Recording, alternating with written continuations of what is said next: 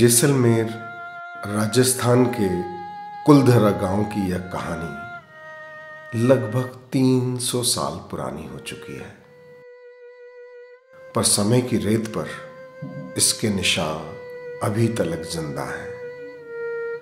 Run की हवाओं ने अभी तक इन सिलवटों को समेटा नहीं है।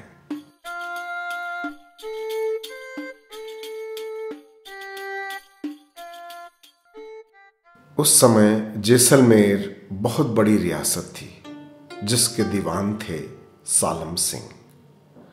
सालम सिंह अपने रंगीन मिजाज और कठोरता के लिए बहुचर्चित थे। ओहदे का ठाठ अक्सर इस राह लगा देता है।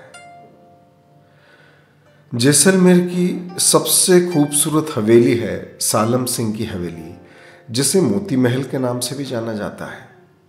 यह हवेली आज भी पर्यटकों का मन मोह लेती है।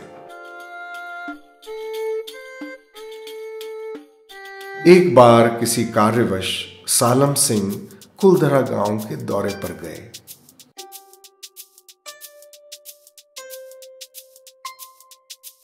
यह गांव पालीवाल ब्राह्मणों का गढ़ था।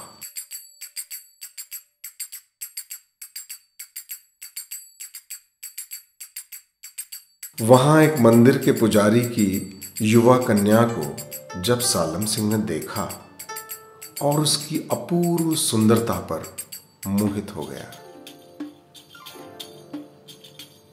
सालम सिंह ने लड़की के पिता को संदेशा भिजवाया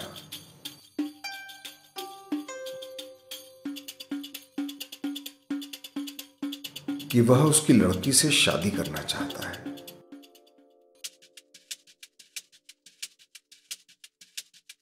इस हेतु पूर्णिमासी की रात तलक उसे जैसलमेर हवेली पर पहुंचा दिया जाए।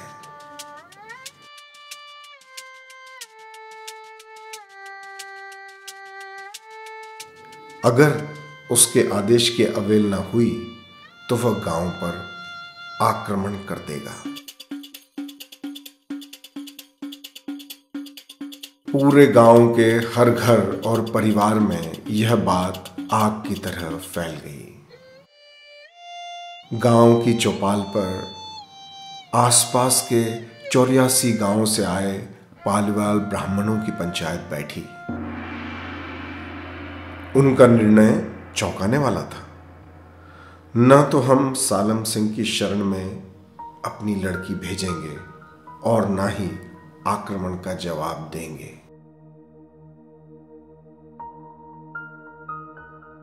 रातों रात पूरा गांव खाली कर दिया गया और पूरे गांव के लोग रेगिस्तान में चारों दिशाओं में जैसे गुम हो गए।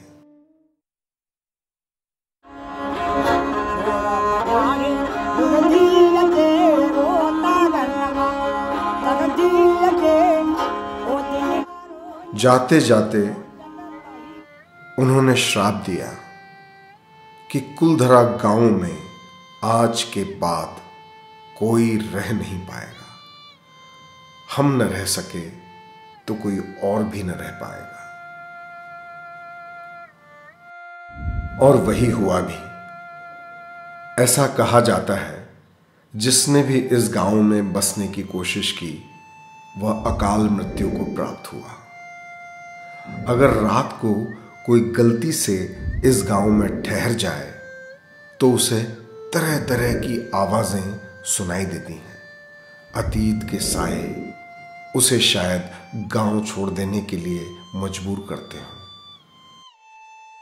यही कारण है यह गांव अभी तलक बस न सका। शापित कुलधरा समय की सरहद पर बैठा 300 सालों से ऊँघ रहा था। तब एक दिन समय ने करवट ली और रात में न सही दिन में कुलधरा सैलानियों की हलचल से जीवंत हो उठा। अब पूरी दुनिया से आते जाते सैलानी इस खूबसूरत गांव की रौनक बढ़ाते हैं। इस मानव कुलधरा से जुड़े हम सब सैलानी ही तो हैं। क्या कहीं सदा के लिए बस जाना या शापित होना हमारे बस में है?